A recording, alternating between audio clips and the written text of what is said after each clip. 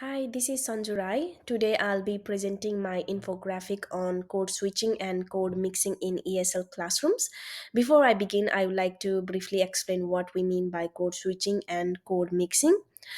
Code switching happens when a speaker alternates between two languages depending on the situation or purpose.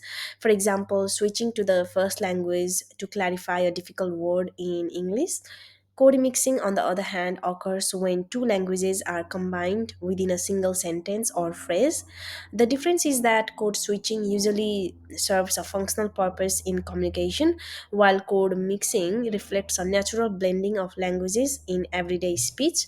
From my own experience as a school student in Nepal, I remember how teachers often switched between Nepali and English.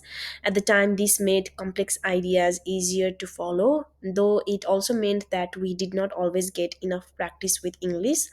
Looking back, this experience shaped my understanding of how code switching can be both a helpful tool and a challenge in ESL learning.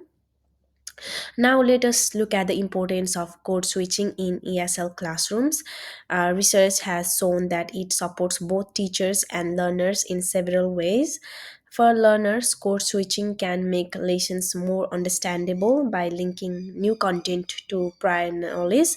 It can also reduce stress and anxiety when dealing with complex ideas in a foreign language. It also helps to boost confidence by providing a safety net when they struggle to express themselves in English. It also helps to support the development of ideas, especially in discussions when students need help finding the right vocabulary. And for teachers, code switching can clarify meaning and explain grammar rules more effectively. It also provides classroom instructions in a way that avoids confusion. It also helped to check students' understanding quickly. It also helped manage classroom discipline while keeping learners engaged.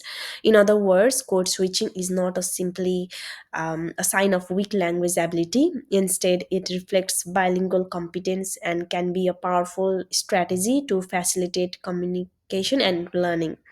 However, code switching is not without its challenges.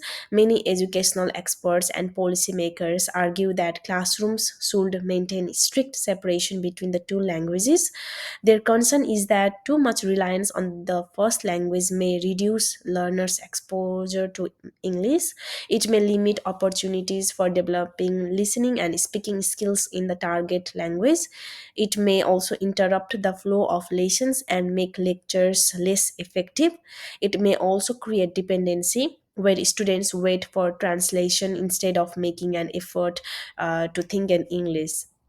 Some learners themselves have expressed that while occasional use of their first language is helpful, overuse can hinder their progress. They want more opportunities to practice English and feel that constant code switching may restrict their growth in fluency, vocabulary, and even confidence. This shows that while the strategy is valuable, it must be applied carefully.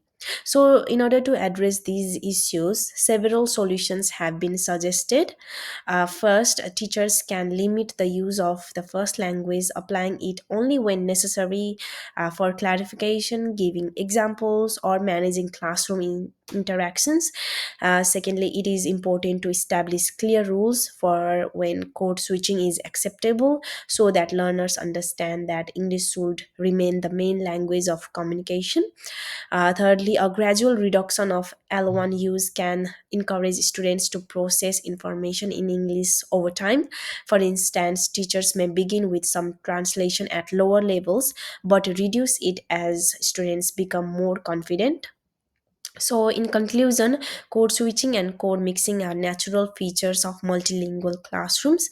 The key lies in balance. Teachers and learners both benefit when the first language is used purposefully, while English remains at the center of classroom interaction. Therefore, if applied thoughtfully, code switching can be a valuable pedagogical strategy in ESL contexts, maximizing learning while still promoting confidence and independence in English use. Thank you so much.